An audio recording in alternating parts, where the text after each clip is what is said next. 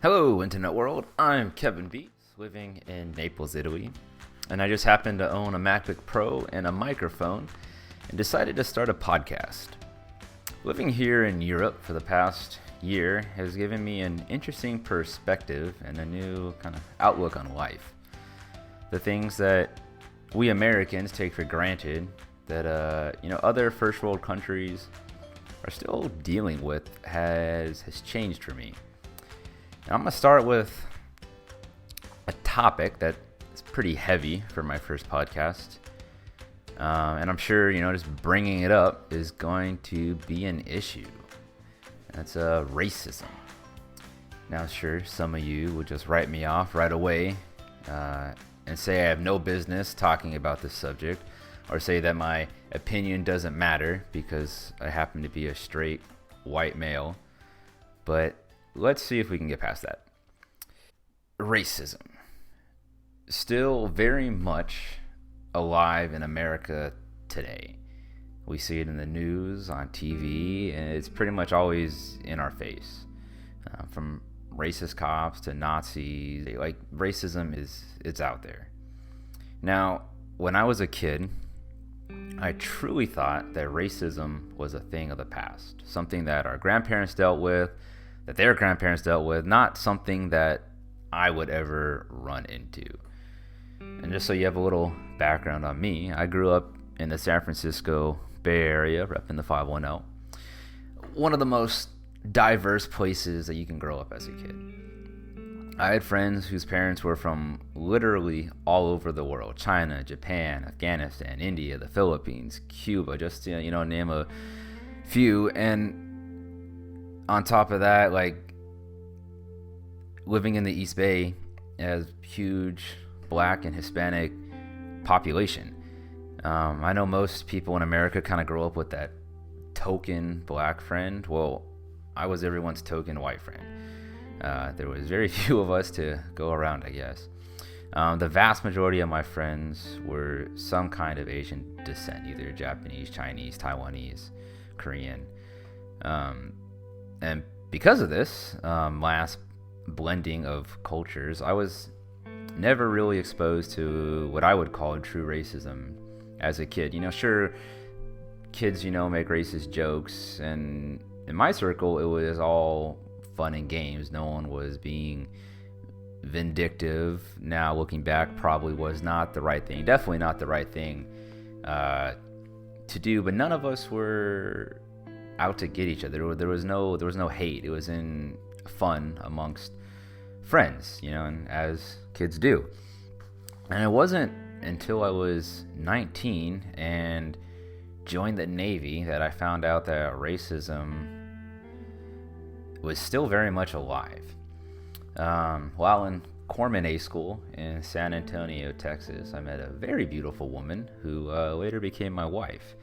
And she just happens to be from Kenya. And being Kenyan, she has very black skin. And I guess being the naive kid from California, I did not think at all that asking out a beautiful black woman would be any kind of a big deal. Be no issue, no problem. But I guess apparently I was very wrong. I was very, very wrong. It started out with a few black men on base warning me to be careful when we were out in town. They said that there would probably be some people who really wouldn't like seeing us walking around holding hands or kissing, and that it could cause potentially some problems. And being the naive kid that I was, I brushed it off because, like I said before, racism was dead, right? I had all kinds of friends back home from mixed marriages, and this wasn't anything new. Texas isn't that far from California. People couldn't possibly be that different. Well, I soon learned that I was very, very, very wrong.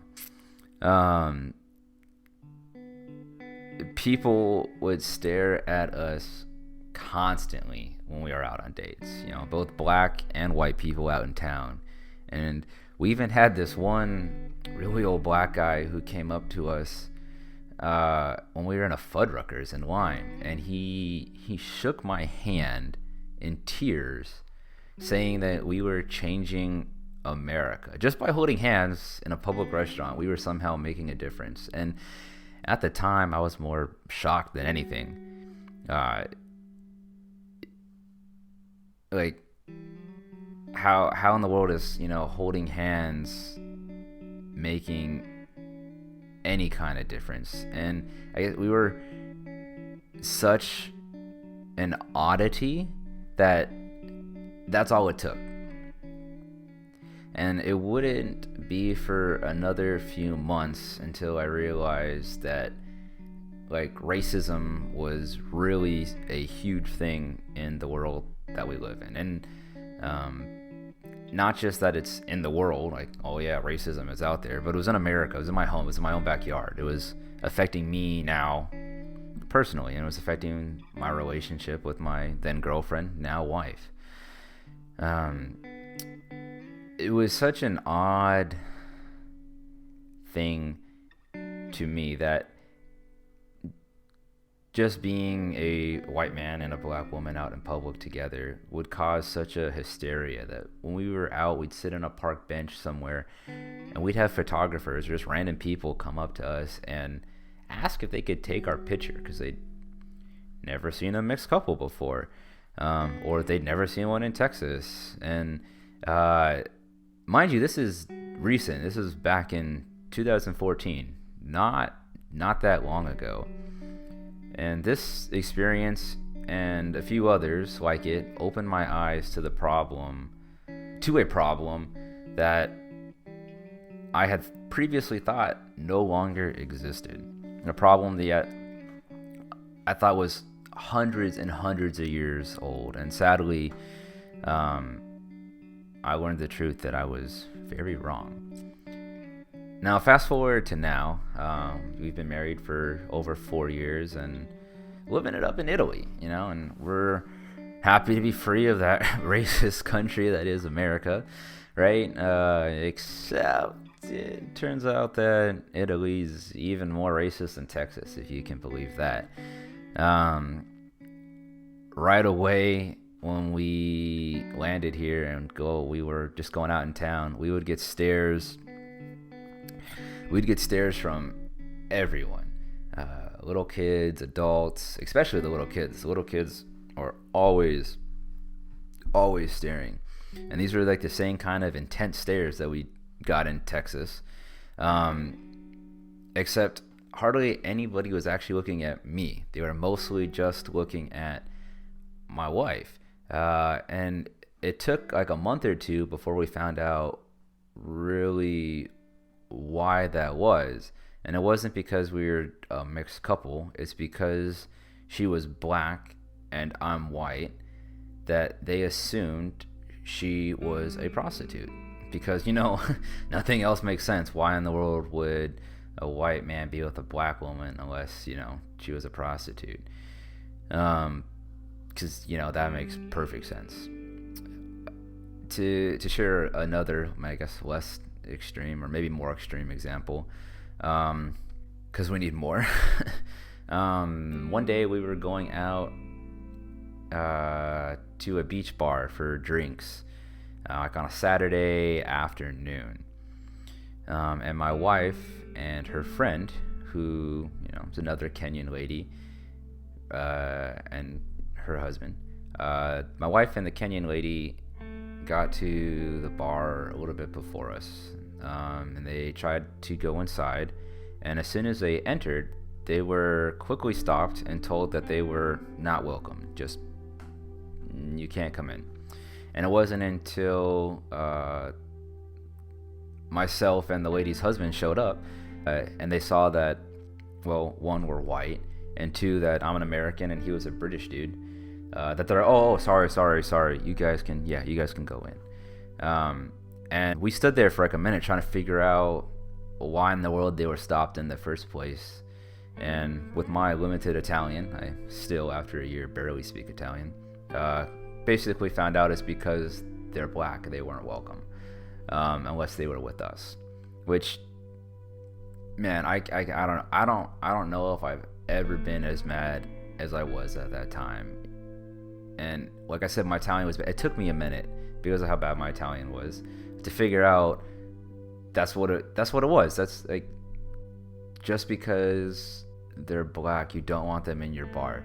That to me is such like a 1950s, 1960s segregation mentality that today, this was 2019, is still happening in the world today. And it just still baffles my mind.